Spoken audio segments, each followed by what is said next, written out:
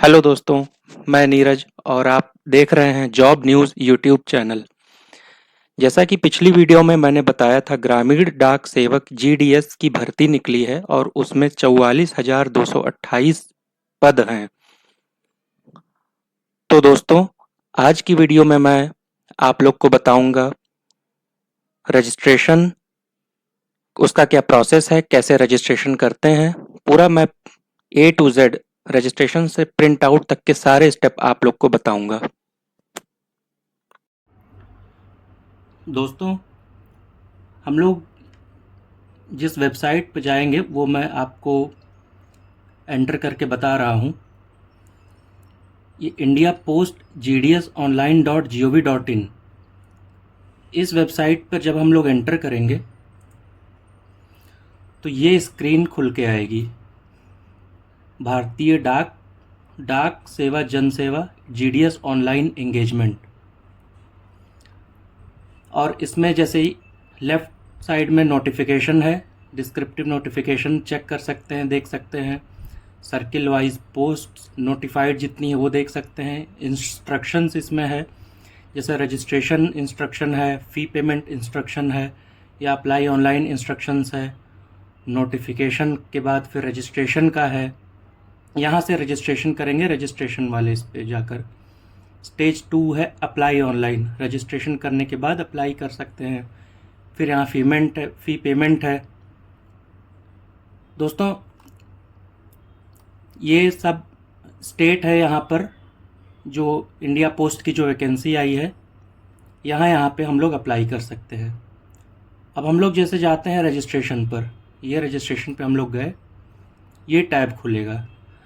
जैसे validate your details जहाँ जहाँ लिखा है, ऑनलाइन ऊपर सबसे देखेंगे लिखा है ऑनलाइन ग्रामीण डाक सेवक एंगेजमेंट। वैलिडेट योर डिटेल्स में पहला है जैसे मोबाइल नंबर, 10 अंकों का मोबाइल नंबर हम लोग एंटर करेंगे, जो भी हो 1234XYZ। ईमेल आईडी अपना एंटर करेंगे, जो भी हो xyz@gmail.com। Applicant's name as per secondary school pass certificate. Secondary school pass certificate मतलब 10th में जो आपका नाम है, 10th के बोर्ड में आपका जो नाम लिखा हुआ है रिज़ल्ट में, वो नाम लिखेंगे, कुछ भी लिखेंगे जो आपका नाम है। उसके बाद फादर्स नेम या mother's name as per secondary school pass certificate. Pass certificate में जिसका नाम लिखा है, पिताजी का या माताजी का, उनका लिखेंगे, जो भी है आप लोग एंटर करेंगे। फिर date of birth, date of birth में ऐसे आएगा, अपना डेट ऑफ बर्थ चूज़ कर लेंगे, जो भी हो आपका date of birth. Gender select करेंगे, मेल फीमेल ट्रांसजेंडर।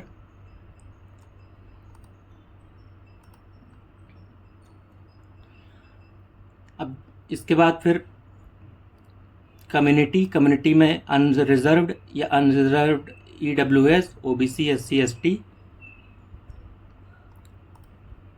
फिर उसके बाद कम्युनिटी तो हम लोग का सिलेक्ट हो गया। सर्किल इन विच सेकेंडरी स्कूल पास, किस सर्किल में पास हुए, मतलब किस स्टेट से पास किए हुए हैं। जैसे यूपी से अगर आपने 10th पास किया हो तो आप यूपी चूज़ करेंगे। वेस्ट बंगाल से चूज़ करेंगे अगर आपने वेस्ट बंगाल से पास किया हो 10th। Year of passing school, year of passing secondary school, जिस सन में आपने पास किया हो उसको सेलेक्ट करेंगे। उसके बाद ही कैप्चा डालेंगे जो यहाँ पर है। एक चीज़ और दोस्तों, जो मोबाइल नंबर और ईमेल आईडी हम लोग एंटर करेंगे शुरुआत में, उसको वैलिडेट भी करना पड़ेगा। तो एंटर करने के बाद वैलिडेट मोबाइल नंबर और वैलिडेट ईमेल पे जब हम लोग जाकर करेंगे तो मोबाइल नंबर और ईमेल आईडी दोनों वैलिडेट हो जाएगा। दोस्तों, पहला पार्ट रजिस्ट्रेशन के बाद, जिसमें हम लोगों ने मोबाइल नंबर और ईमेल आईडी को वैलिडेट किया था, OTP आता है, उसके माध्यम से वैलिडेट होता है। उसके बाद हम लोग आधार कार्ड डालेंगे, जो भी हो Aadhaar card. Are you a person with disability, जो भी लोग इस कैटेगरी से बिलोंग करते हैं वो लोग अपना सेलेक्ट करेंगे, येस और नो। उसके बाद टाइप ऑफ डिसेबिलिटी, जो भी पर्सन इसमें बिलोंग करते हैं वो लोग सेलेक्ट करेंगे।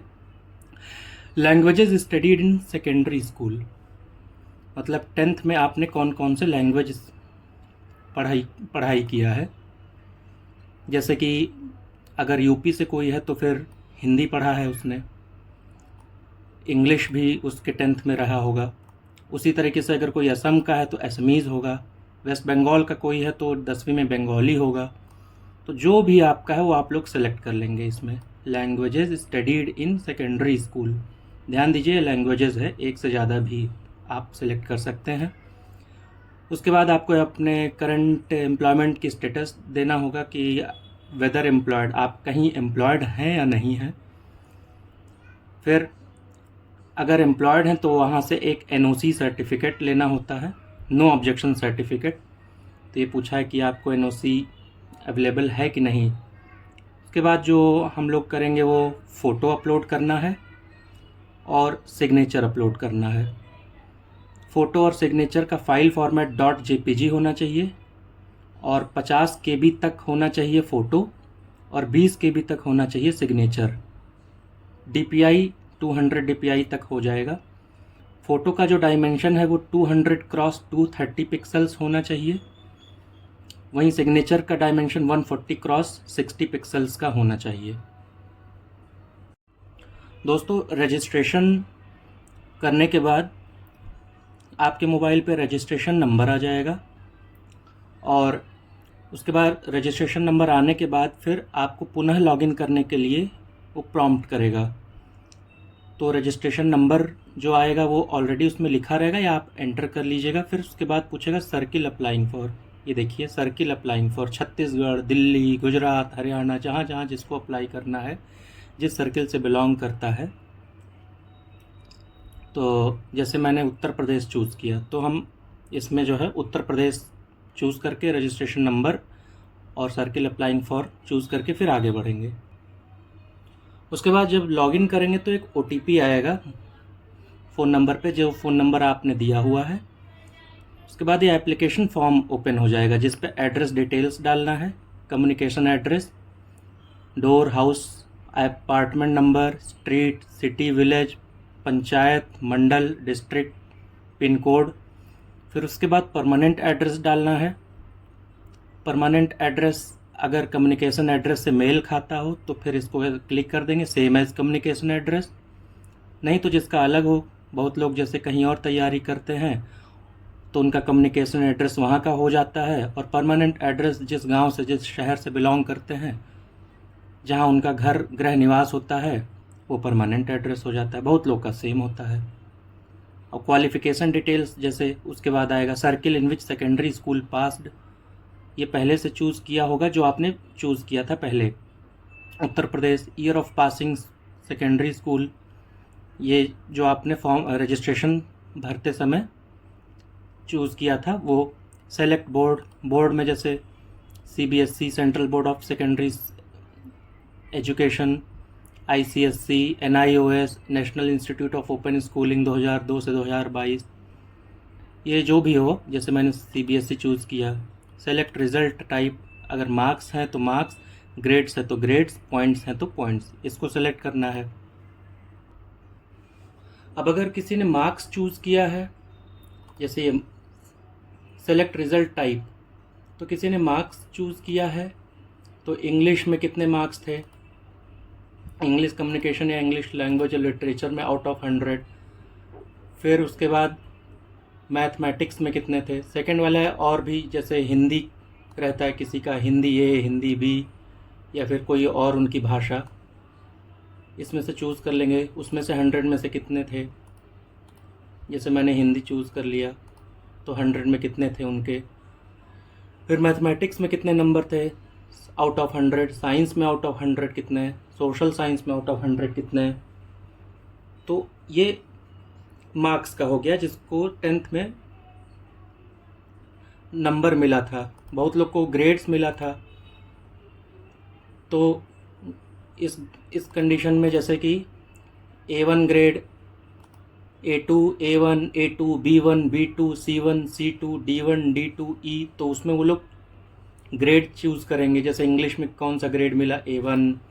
अगर हिंदी है जैसे यहाँ हिंदी चूज़ कर लिए तो उसमें भी ग्रेड चूज़ करेंगे, मतलब जो ग्रेड मिला हो वो ग्रेड चूज़ कर लेंगे। इसी तरीके से पॉइंट्स, बहुत कुछ बोर्ड में जैसे पॉइंट्स सिस्टम होगा, तो पॉइंट्स 10 पॉइंट का होता है तो उसमें पॉइंट्स चूज़ कर लेंगे। तो जिसमें जिस तरीके से आप लोग को नंबर मिला हुआ है 10th क्लास में, उसी तरीके से आप लोग इसमें एंटर करेंगे। दोस्तों ये सब भरने के बाद फिर जब नेक्स्ट करेंगे तो आएगा choose your preferences here. Means circle जैसे है जिस सर्किल में आपने अप्लाई किया है, और सेलेक्ट डिवीज़न अप्लाइंग फॉर, जैसे कि अलग अलग डिवीज़न में अलग अलग वैकेंसी निकली हुई है, तो आप लोग चूज़ कर लीजिए कौन से डिवीज़न में आप लोग को डालना है फॉर्म। जैसे Agra division, Aligarh division, Ayodhya division, Azamgarh division, ये सब मंडल है। तो इसमें आप लोग वैकेंसी देख के अपने हिसाब से आप लोग डाल सकते हैं। दोस्तों जो मैंने वेबसाइट बताई थी इंडिया पोस्ट gds.online.gov.in, तो जब हम लोग इसको शुरुआत में ओपन किए थे तो ये सारे स्टेट आ रहे थे जहाँ जहाँ पे वैकेंसी निकली है। तो जब उसको क्लिक करेंगे उसके अंदर वैकेंसी का पता चलेगा। जैसे हमने क्लिक किया उत्तर प्रदेश 21 नंबर पे, तो एक नया टैब खुलेगा उत्तर प्रदेश सर्किल। अब इस सर्किल में जहाँ जहाँ जिस डिवीज़न में वैकेंसी निकली है या आप जिस डिवीज़न में अप्लाई करना चाह रहे हैं उस डिवीज़न पे आपको क्लिक करना होगा। जैसे सेलेक्ट करना हो, जैसे मैंने सेलेक्ट किया लखनऊ, तो लखनऊ में हम लोग देख सकते हैं कि कितनी पोस्ट हैं, ये नए टैब में खुल जाएगा। अब लखनऊ डिवीज़न में टोटल दोस्तों 67 पोस्ट हैं। और ये जैसे लखनऊ डिवीज़न में अकरीकालन BO, ये है पिन कोड है, उस अपने अपने पसंद के पिन कोड पे या जहाँ पे समझ में आए उस हिसाब से हम लोग डाल सकते हैं। उसी तरह अगर हम लोग देखें गुजरात का, तो ये गुजरात का दिख जाएगा, गुजरात सर्किल का। यहाँ पे अगर हम लोग कोई भी डिवीज़न देखते हैं जैसे अहमदाबाद सिटी का, तो ये अहमदाबाद सिटी आ गया। इसमें कितनी पोस्ट हैं ये नए टैब में खुल जाएगा। पिन कोड भी खुल जाएगा जहाँ जहाँ पे जिस पोस्ट ऑफिस में वैकेंसी है। तो दोस्तों जैसे circle applying for Uttar Pradesh जो हम लोग बात कर रहे थे, फिर choose your preferences here, select division applying for division, जैसे हम लोग सेलेक्ट कर लिए लखनऊ डिवीज़न। उसके बाद जब हम लोग डिवीज़न सेलेक्ट करेंगे तो फिर पोस्ट शो हो जाएगी। उसमें आपको प्रेफरेंस डालना पड़ेगा, कौन सी प्रेफरेंस पे आप लोग रखना चाहते हैं। जैसे GDS, यह आलमबाग SO, डाक सेवक अनरिजर्व्ड ₹10,000, हिंदी इसमें सब मांगा हुआ है। इसी तरीके से जैसे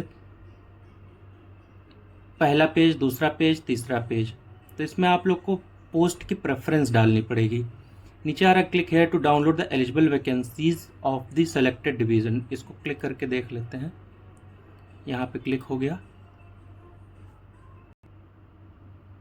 ये ओपन होके ये आ जाएगा एलिजिबल वैकेंसीज, जितनी भी वैकेंसी है लखनऊ डिवीज़न में।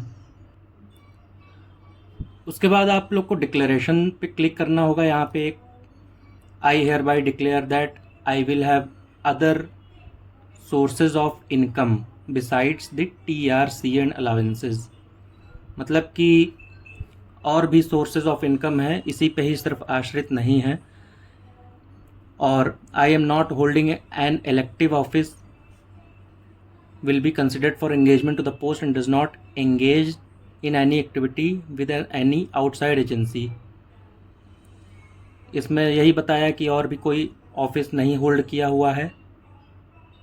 फिर उसके बाद तीसरा पॉइंट है, I have studied and understood the condition of residence and accommodation as per the notification clause 12 that I will be abiding to meet the requirements if got the engagement. बताया कि जो भी रेजिडेंस और accommodation का है condition जो कि इन्होंने नोटिफाई किया है वो हमने पूरी तरीके से पढ़ लिया है और समझ लिया है।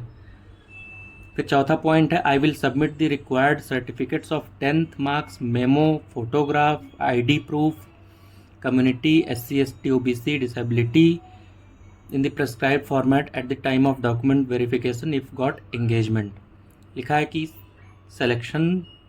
अगर सिलेक्शन होता है तो उसके बाद हम लोग को 10th की मार्कशीट, फोटोग्राफ, आईडी प्रूफ सब देना पड़ेगा। I undertake that I have studied notification document thoroughly and found myself eligible for the post of GDS ABPM डाक सेवक। कि मतलब हम लोगों ने सब पूरा पढ़ लिया है, पूरा नोटिफिकेशन, उसके बाद ही हम इस पर अप्लाई कर रहे हैं। और बाकी ये और 1-2 पॉइंट वो हैं, सब देख लीजिएगा। जब उसके बाद हम लोग डिक्लेरेशन को आगे बढ़ाएंगे तो ऐसे लिख के आएगा, एप्लीकेशन सबमिटेड सक्सेसफुली। उसके बाद ये पेज खुलेगा जिसमें सब कुछ लिखा हुआ है। उसके बाद ये पेज खुलेगा जिसमें आपका पूरा एप्लीकेशन फॉर्म होगा। नीचे जाके आप प्रिंट कर सकते हैं या फिर जो है यहाँ पे ऐसे करके प्रिंट में जाइए, प्रिंट में प्रिंट। तो दोस्तों, नई वैकेंसी के लिए मेरे पेज जॉब न्यूज़ को फॉलो कीजिए और पेज को सब्सक्राइब, लाइक और शेयर कीजिए। जय हिंद।